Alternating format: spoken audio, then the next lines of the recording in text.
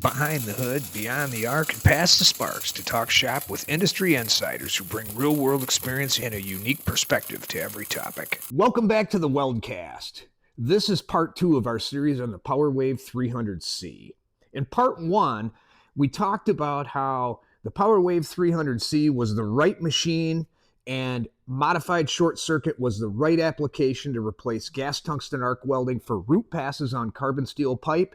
And it actually replaced multi-pass gas tungsten arc welds on Schedule 10 stainless. And in this episode, I'm going to show you exactly how we calculate the savings and exactly what you could expect in a real-world application from a real welder doing real weld test comparisons. Now, before we dive into the numbers, we need to understand exactly why modified short circuit exists in the first place. Conventional CV MIG, short circuit MIG, is not allowed on most piping applications because of the potential for lack of fusion, excessive spatter, the risk of burn through on thin materials. It's super sensitive to stick out and gun angle, and you have to ride in the right position of the puddle or you won't get penetration at all. Gas tungsten arc welding solves some of those problems. Produces high quality welds, especially on root passes, but it's slow.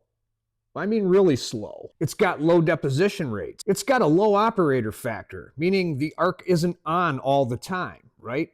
20% is typical for most TIG and manual operations. It's got a high labor cost because TIG welding is super expensive and it requires a lot of skill and a lot of prep time for someone to develop the talent to be able to put those welds in consistently. Compound all of that, and TIG welding is a solution that adds some cost to the process. All right, so that's why modified short circuit was developed, right? It was developed to handle gaps. It was developed to reduce spatter. It was developed to ensure adequate penetration without the risk of burn through, right? All of those things combined make it sometimes an ideal choice to replace TIG. And I'm a TIG welder by trade, so it's not something that I talk about lightly. But in this case, you have to look at the right solution for the right application. Now, modified short circuit isn't magic. It's waveform control. Let's face it, it's basically pulsed that looks and acts like short circuit. So what this process does is it actively monitors the entire process and dynamically adjusts the waveform accordingly. So it detects the short circuit, it detects when the short is going to clear, and it dynamically controls those amperage levels so that it ensures penetration while eliminating extra amperage that could lead to spatter. Because every time the wire touches the puddle, there's the potential for spatter. In a conventional short circuit, when the wire touches the puddle, the current peaks through the roof. It goes exponentially high, exponentially fast. And that excessive energy causes spatter. So if we can control that energy during the short circuit and monitor it very closely, we can provide enough energy to ensure good fusion, good penetration, but not enough that would cause excessive spatter. That also provides a more fluid weld pool so that we don't see the puddle sloshing up onto the sidewalls of the pipe or down in a groove that could potentially lead to overlap as liquid filler metal is splashing up onto solid or solidified base metal that has not been melted. Anyone who's ever welded before knows that's not going to work. If you have liquid metal splashing up onto unmelted material, it's not going to fuse together. And that's a problem, right? It's a fusion discontinuity called incomplete fusion, incomplete penetration, any way you want to look at it. It's rejectable. Okay, and that's why conventional MIG welding using short circuit transfer is typically not allowed on piping or pressure vessel applications. Too much potential for failure. Now, that's the physics behind the math we're about to do. But before we jump into that, let's talk about the application. This is basically petrochemical pipe that is not designed for hygienic, food grade, or process piping applications that require hygienic weld properties, right? Welded to D18. This is not that. Those welds require high precision, no spatter, purge welding, all that kind of stuff that is beyond the scope of what we're talking about here today. So we're looking at petrochemical applications that don't have to have hygienic properties. This was in a pipe fab shop, not done out in the field. So these were spools of pipe being welded together and assembled in a shop environment.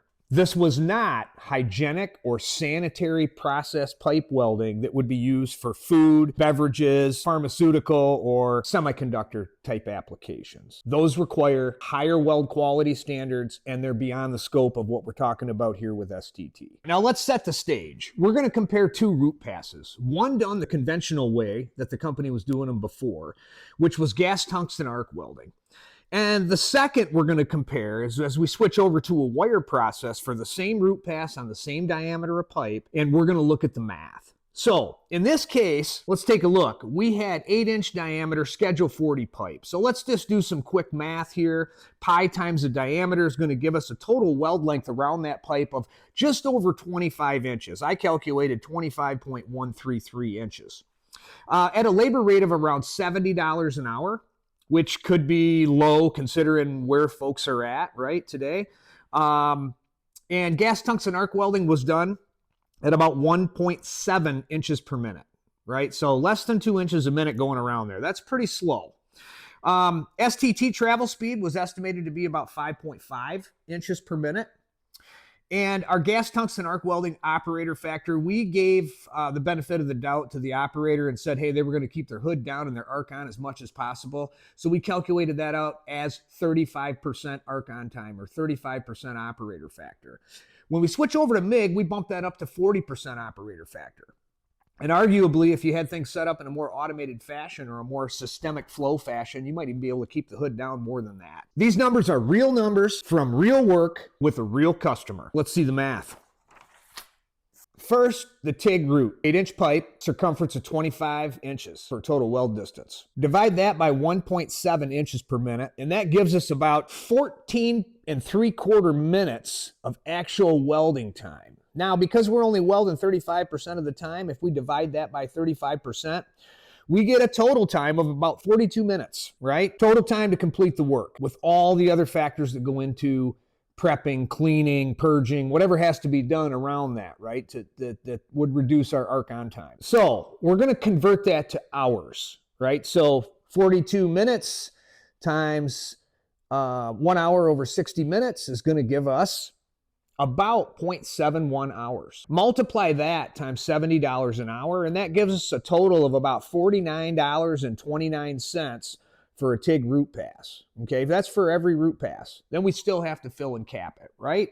Okay, so that's your baseline, about $50 to put in an 8-inch root pass at $70 an hour. And that's just labor and overhead. We're not talking about anything else. No filler, no gas, no nothing. We're just going to say that those are all about the same. Our electrical costs should be the same. We're still running an inverter power source. We should be in the same ballpark on those. So this is really about efficiency and getting more done with the time that we don't have, right? Because everybody's short on time. The number one factor in every project is time. Okay, so that's where we pick up from with modified short circuit on the root pass. We take the same joint, a V-groove weld beveled down to a feathered edge.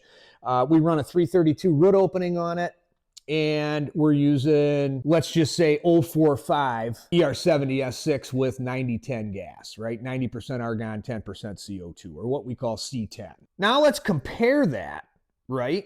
So if we're going 25 inches in travel around the pipe, and now we divide that by 5.5 inches per minute, that's going to be a lot lower number, right? In fact, that takes us down to about 4.5 minutes to make the weld. That's actual arc on time. So again, dividing that by the operator factor of 40%, meaning 4 minutes out of 10, we're going to have our hood down, and the other 6 minutes, we're going to be doing something else, right? Hopefully something productive.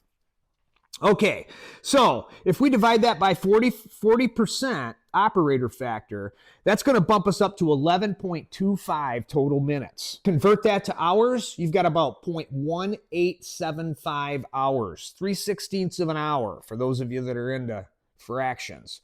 Multiply that times $70 an hour, and that gives you $13.13 for a modified short circuit root. Yep, you heard me correctly. We were able to put that root pass in with the same fusion, the same penetration, a nice flat reinforcement on the inside of the pipe, riding in the middle of the puddle, going vertical down at 5.5 inches a minute for $13.13 in terms of labor and overhead, okay? So that's a savings compared to $50 for a TIG route of about $37 per weld. That's pretty significant. And it's an overall reduction of about 73%. And again, lets us get more done with the time we don't have. So if you're looking to milk something out, go ahead and TIG weld it. But if you're looking to make money and get on to the next job and do it as easily and quickly and efficiently as possible, then you might want to consider STT if you're still TIG welding your root passes.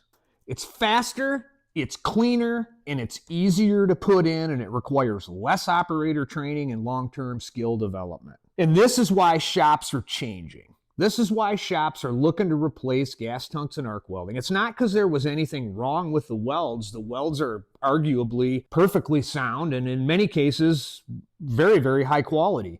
But they may exceed the quality that's required. They may exceed the time. And if there's a faster, better way, then we need to look at it. It's not something that we can sit back and be complacent on, right? Because our competitors are already starting to take a look at this and maybe 2 steps ahead. Think about that. This is why shops switch. And this is why switching is sometimes the best decision you can make. And here's the part nobody talks about. And this is where expert guidance matters and can actually help you save money and choose the best equipment so you can optimize your process and get the most bang for your buck. Because at the time we ran these tests, the price difference between these machines wasn't small. It was ginormous, right? We were looking at a purchase price of around $9,000 for the PowerWave 300C and just under $30,000 for the Lincoln Pipe Fab, which is a very capable machine. And if you need dual feeders, by all means, don't let me talk you out of that.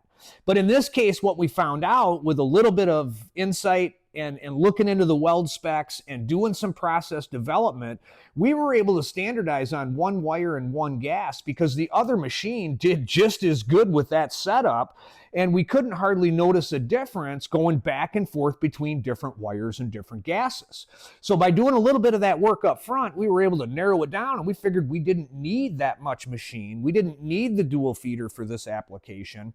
And as a result, we were able to choose a machine that was right for the application, that was right sized, and it was a lot lower cost. So it's easier to justify in terms of a capital investment when you're trying to jump in, especially proving something new out, right? Who wants to go spend 30 grand on a hope and a prayer? Now, hopefully we're not at that point, right? You're not going to go make an investment that you haven't tested or proven on some form of a demo first, right? Or you've sent it off and had samples run so you know the solution works. But nobody wants to make that leap on a maybe. So if you can get into something a little bit quicker, down and dirty, and not have to buy the biggest, baddest machine out there, then I think you're doing the right thing. You're moving in the right direction because they're there to take your money if you think that's the only solution and you're not capable of looking beyond that. So if you can do a little bit of math, run some applications, make some comparisons, make some of the changes that we're talking about here, you can choose the right equipment, optimize your process, and get more bang for your buck. That's all I'm saying. Okay? All right. So, the pipe fab, fully loaded. Right now, I just looked it up online as of today. I think I saw a price out there of around $25,000. And the basic PowerWave 300C that we were using that was $9 grand is now up to about 12. So call it what you want, but we've seen things go up and down in the market. And it looks like they basically settled on the pipe fab provides 2 feeder capability. So it's like having 2 machines, so to speak. So they're charging you double. Now, that's fine. There's some good value in there if you're a single operator that's got to go back and forth between 2 MIG guns. But a dual feeder machine does nothing to help you if you need 2 separate machines to be welding at the same time. Because although that machine has 2 feeders, it's only 1 power source and it can run feeder A or B, but not both. So in this case, for less money, we were able to get 2 separate arcs that could be running at 2 separate stations at the same time, right? So that's the difference between 2 machines versus a single machine with a dual feeder. So we had a 3-to-1 spread there, right? About 27,000 and change. and about 9,000 and change. Today it's 2 to 1. So when we look at it in terms of payback, we're not going to talk about the overall cost of the pipe fab because that seems to have changed. We're just going to take a look at how long it takes to pay back the basic investment of a 300C. Okay, so if you don't understand the process, you'd assume the more expensive machine is the only way to go and it's going to be far superior. All right? You might assume it's the right machine. You might assume it's the high-end machine of the line. And while it's very capable, it's not always needed. In this case, that's what my buddy was told, and that's what a lot of shops are being told is, hey, you're doing pipe welding, you need to buy the machine that says pipe fab, because that's what you're doing. And you know what? For many, it's probably going to work. But if you could use one wire and one gas, and you're being sold a dual feeder machine, I think you're being oversold. So by going through the math, looking at your evaluation, this kind of thing can actually help you. All right, so let's take a look a little bit further, a little bit deeper here. Once we got into this workflow, the fit-ups, the joint design, the material mix, his staffing that he had in the shop, and his production goals, it was super obvious. He didn't need that dual feeder, dual wire machine. He didn't need the complexity. He didn't need the overhead. He didn't need the price tag, right? Think about that. If I've got 035 on one side and 045 on the other, I just doubled my drive rolls, I doubled my contact tips, I doubled all the inventory I got to pay attention to. And if you've ever tried to manage MIG welding equipment and consumables, it's a major PIA, right? Google that one if you don't know what it is. I'm trying to keep it clean for the kids. At the end of the day, though, when I would go to the bin and look and find out that someone had dumped the wrong contact tips in the wrong size, you know how often we could have been out of tips? And I worked at a school, so trying to maintain inventory between the faculty, staff, and students who didn't always pay attention to where they were putting stuff, it was a huge, huge problem to discover at the last minute that you're out of one size or the other because of a mistake. All right, so, or somebody forgot to order them. How many times does that happen? Oh, forgot to order those contact tips. Now we're down, and you got to have multiple sizes to go back and forth. It's just more headache and more hassle. All right, so if we can simplify things, why wouldn't you want to do that? I want to do that. In fact, I've often called myself the laziest welder. You give me a job and I'll do it hard one time. And then I'm going to figure out a better, easier way because I don't want to work that hard. I don't want to do it the hard way every time. I want to find a better, more efficient way. That's just my nature, right? Let's problem solve. Okay, deeper into it. What we ended up with was one wire, ER70S6 045 diameter. We ended up with one gas, C10 gas. 90% argon, 10% CO2. Good for the modified short circuit route and also good for the pulsed spray fill and cap. So we didn't have to change wire or gas and we could weld out the entire Sked 40 carbon steel pipe with one contact tip and a process that matched the physics and the workflow of what he was actually doing. Okay, now that's the difference between buying equipment and buying the right equipment. Because the wrong machine doesn't just cost you more up front, it costs you more every day. And if you're not fully optimizing the features and benefits that you paid for, were they ever a benefit? No, because you're not using them. So the best thing is to do is buy things you know that you're actually going to use and that you can see actually save you in the long run. Otherwise, it's just a feature on a spec sheet that doesn't matter, right? All right, we're going to dive beyond that. We're diving into real math and a real application with a real customer on real pipe. Let's keep going. Okay, when you combine 73% reduction in weld costs with the most economical solution, isn't this decision obvious? It was for me. I was super excited that I was able to talk my buddy into trying this when his conventional training, which was profound, right? Like I say, this guy's a welding rock star. His conventional training said, I got to use 75-25 or I won't get penetration, right? Need that higher CO2 with a short circuit, especially in a root pass. And I already know that root passes with short circuit aren't really approved on pipe, which is this guy's background. So he was really skeptical on trying that. And he knew that old equipment with 045 would have a chance at blowing away a feathered edge. But we switch over to this pulsed or modified short circuit. I like to call it a pulsed short circuit because that's what we're actually doing is we're strictly pulsing and controlling that current in a waveform throughout each droplet transfer of the material. It's pretty fascinating if you're a welding nerd like me. So going through all of that, let's see, where the hell was I? Anyways, so this wasn't just a process improvement. It was a process overhaul. We were able to convert one TIG weld to a modified short circuit weld with wire. Isn't that what everybody's trying to do? Well, this is one of those applications that's a no-brainer, right? The weld parameters, the weld quality all line up here. The demand for more piping systems faster and more economical is there. And this process helps to increase throughput, which drives down costs. And standardizing on one wire and one gas didn't just save him upfront costs. It saves him every day by simplifying his business, simplifying his inventory, and making life easier all the way around. In fact, instead of purchasing one machine, he was able to purchase 3 machines, and that's exactly what he did to get started. And that's why he didn't buy the pipe fab, which again is a perfectly capable advanced process machine. But he bought the 300C, not because of the brand, but because of the results. You can't argue with that math.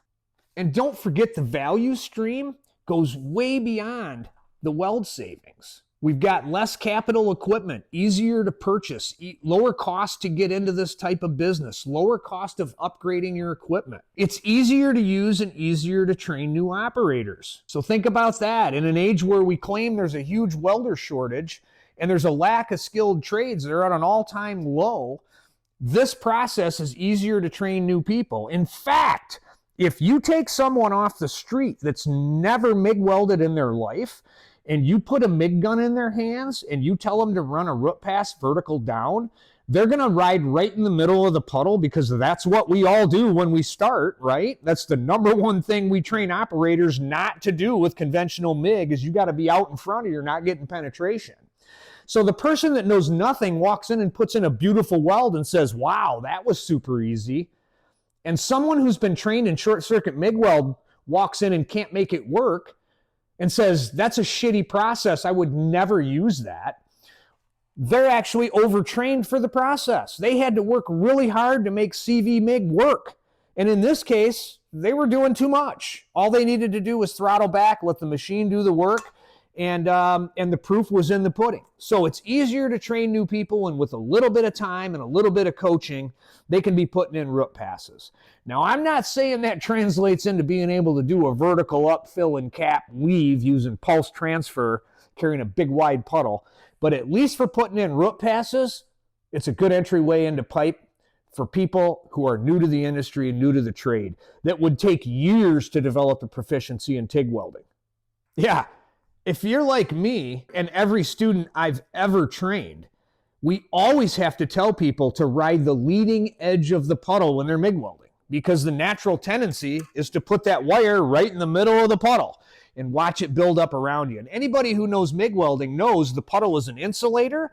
It's going to pile up in the middle. You're going to get less penetration down into the root where you need the penetration. And as that wire's building up, right, building up around the arc, there's a chance for overlap as that liquid material pools over solid base metal and doesn't want to melt in. And that's a fusion discontinuity, and that's rejectable. That's conventional MIG, and that's what modified short circuit can help you eliminate in your operation. So do it easier, do it faster, do it cleaner, do it better, get more done with the time that you don't have, and consider upgrading your TIG root passes to modified short circuit. Okay, now let's talk stainless steel, because not only did we do carbon steel, we took some 8-inch Schedule 10 Type 304 stainless.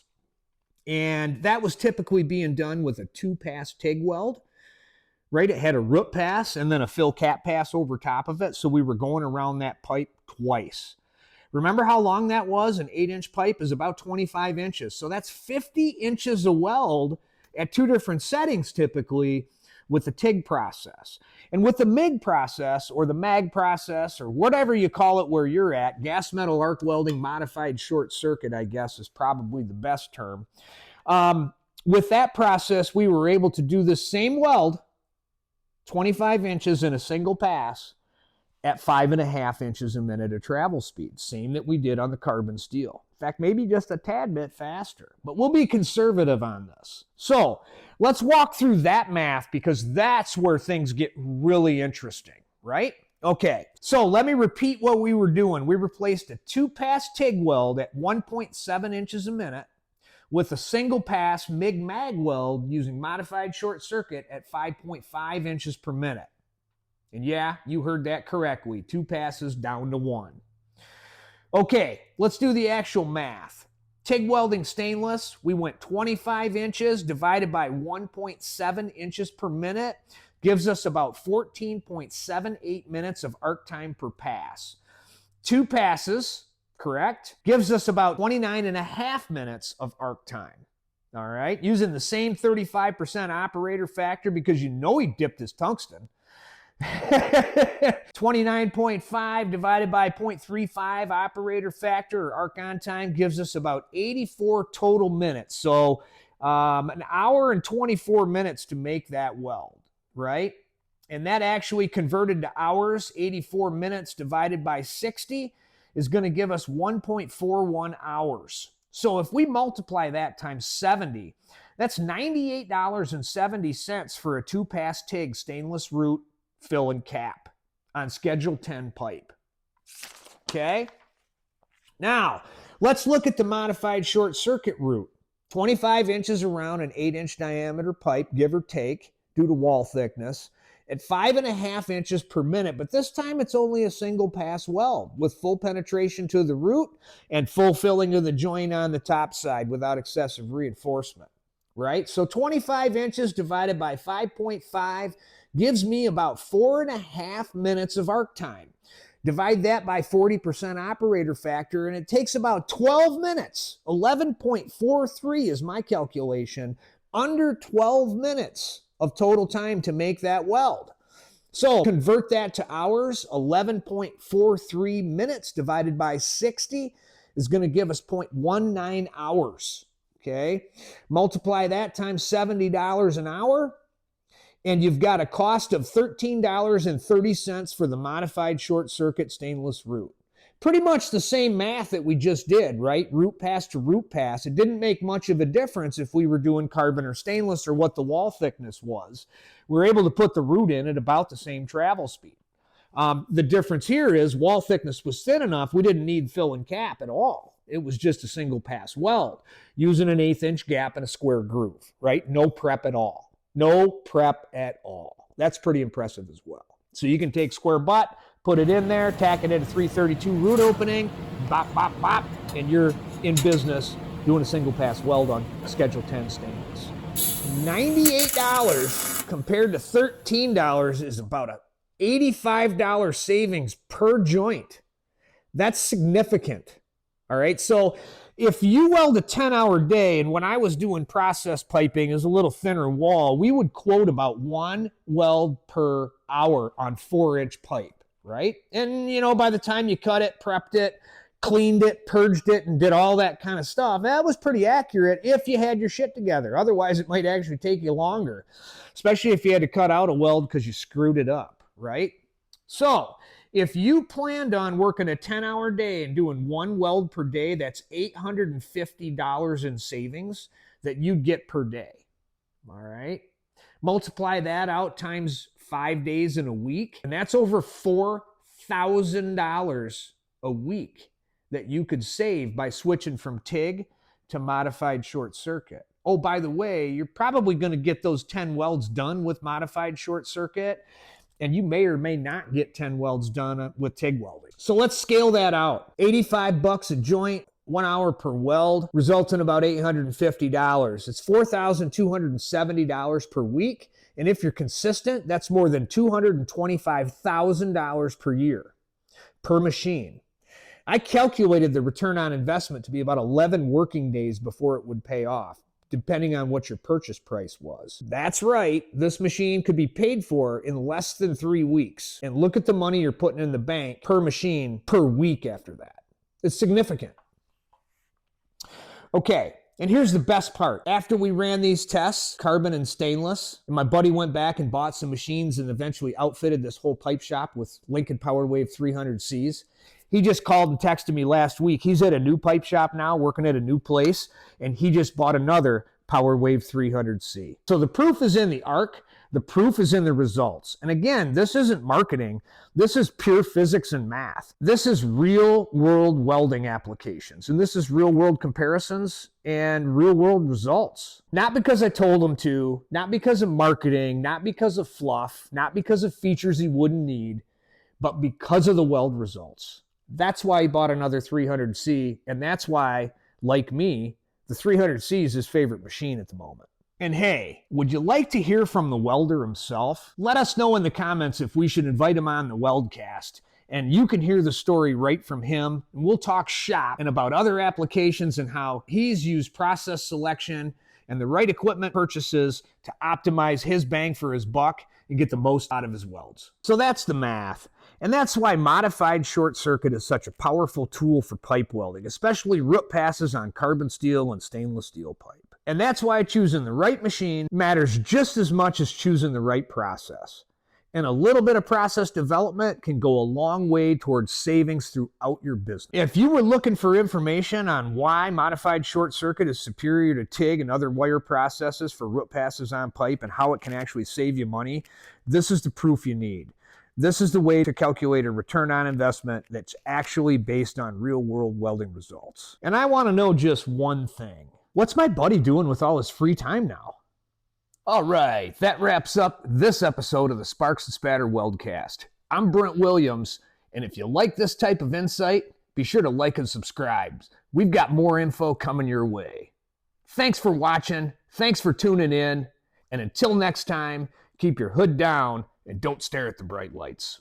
This Weldcast exists to educate, inform, and support the welding community. References to tools, products, companies, or sponsors do not imply endorsement by our guests, their employers, or one another. Nothing in this Weldcast should be taken as instruction, technical direction, or engineering advice. Always follow the appropriate safety standards for your work environment, including ANSI Z49.1, ANSI Z136.1, and all manufacturer documentation, including owner and operator manuals. Only perform work within your training qualifications, follow all warnings and labels, and seek formal instruction to advance your skills.